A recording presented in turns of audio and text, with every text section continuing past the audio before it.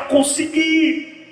A fé ri das impossibilidades. Jesus olha para ela e diz: ó mulher, grande é a tua fé. Eu nunca vi uma fé dessa nem em Israel. Então pode voltar para casa que do jeito que você quer está feito. Porque a tua fé produziu o milagre, a tua fé produziu a vitória. Vamos lá para a gente concluir. A diferença entre compaixão e insensibilidade. Aqui já muda. Aqui já é a outra parábola da segunda multiplicação dos pães.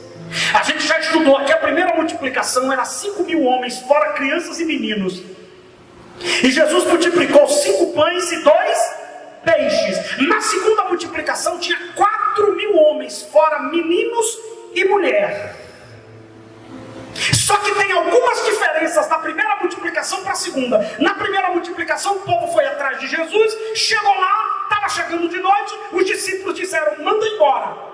Na segunda multiplicação, Jesus, quando volta de Tiro e de Sidom, ele chega e senta para ensinar. As pessoas vêm, traz aleijados, mancos, surdos, cegos. E o texto diz que quando eles viram que os cegos estavam vendo, os mudos estavam falando, eles se maravilharam. Sabe quantos dias durou a cruzada?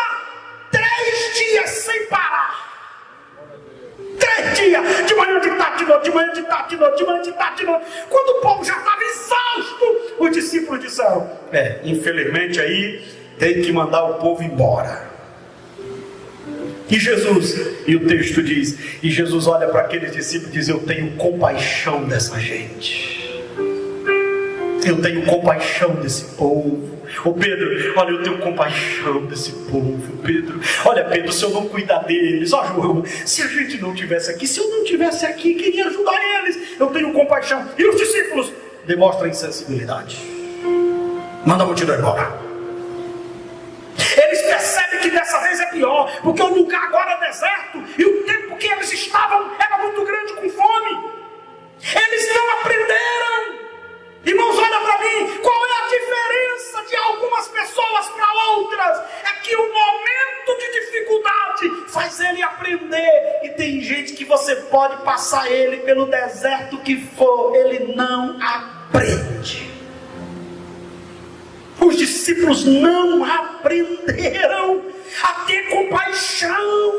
Eles estavam mais uma vez dando desculpas. É tarde, é seco, não tem, é pequeno. Agora ele tinha alguns pães e alguns peixes. Não dá, não tem como, não pode. Aprendendo desculpas. Tem gente dizendo: eu não sou fiel porque eu ganho pouco. Eu não vou para a igreja porque a coluna está doendo. Eu não estou fazendo a obra porque as pessoas me criticam. Desculpas. Deus está te dizendo: aprenda a ter compaixão.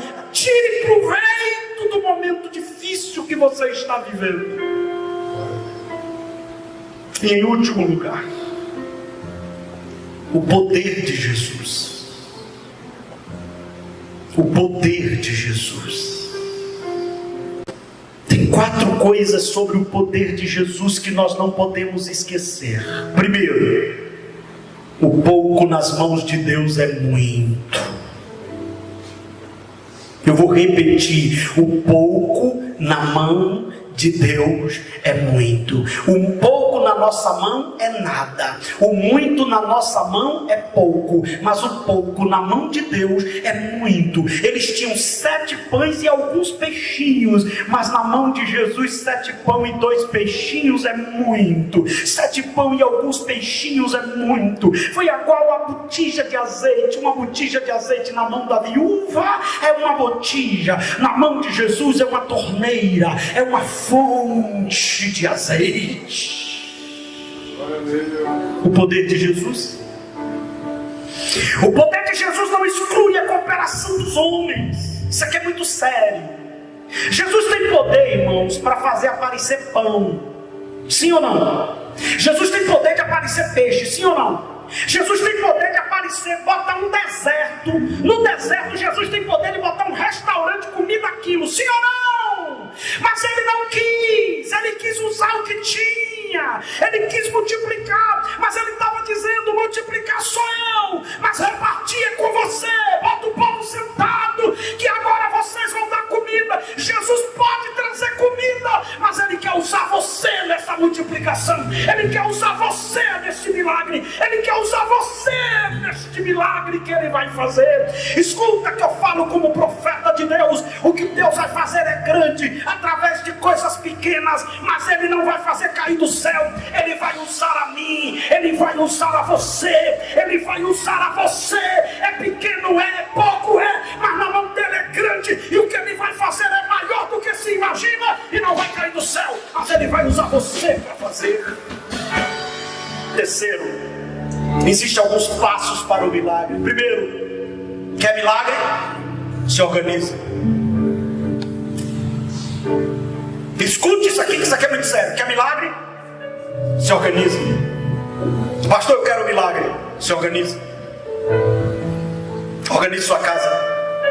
Organize suas finanças. Organize seu casamento. Organize suas prioridades. Tem gente que trabalha para ele mesmo e não é fiel a Deus. Organize. Compre um livro caixa para saber quando é que você tem que ser fiel a Deus. Organize tua vida. Organize teus filhos. Faz culto doméstico. Primeiro passo para o milagre é organização. Não existe milagre desorganizado. Primeiro Deus organiza, para depois o milagre acontecer. E anote: quem organiza para o milagre acontecer não é Deus, é eu. Quem arrumou o altar para o fogo cair não foi Deus, foi Elias. Arrume as coisas. Segundo passo para o milagre: agradeça. Senhor, eu te dou graça, porque o Senhor sempre me ouviu. Tem gente que quer milagre murmurando. Primeiro, manda o povo sentar. Acalma o povo. Segundo, agradece pelo que você tem. O que eu tenho, Deus, é 7 pães e alguns peixes. Obrigado pelo que eu tenho. Você não vai ter milagre murmurando com o que você tem. Você vai ter milagre agradecendo pelo que você tem. Agradeça o marido que você tem. Agradeça a esposa que você tem. Agradeça a casa que você tem. Agradeça o pastor que você tem. Agradeça a igreja que você congrega. Agradeça o trabalho que você tem. Agradeça o cafezinho que chegou na sua mesa essa noite. Agradeça o almoço dessa tarde. Agradeça o que Deus está mandando. Primeiro você organiza, depois você agradece, e depois Deus abre a janela do céu para fazer o que homem nenhum pode fazer. Terceiro, primeiro senta, depois agradece, depois parte. Primeiro organiza, depois reconhece o que tem e depois divide. Ninguém é tão miserável que não possa ajudar alguém. Vou repetir: ninguém é tão miserável que não pode repartir com alguém. Mas primeiro você tem que organizar, agradecer e repartir. E anota isso aqui, nunca te esquece, que a gente já tratou isso aqui, e agora eu vou tratar de uma forma mais incisiva. Olha para mim: a multiplicação só aconteceu porque o que tinha foi repartido.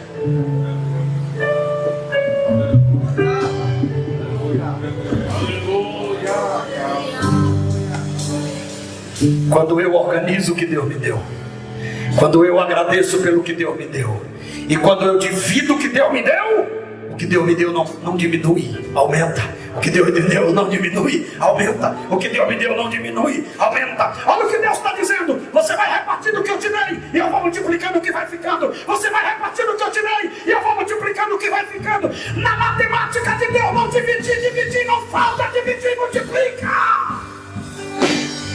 Na matemática do homem, eu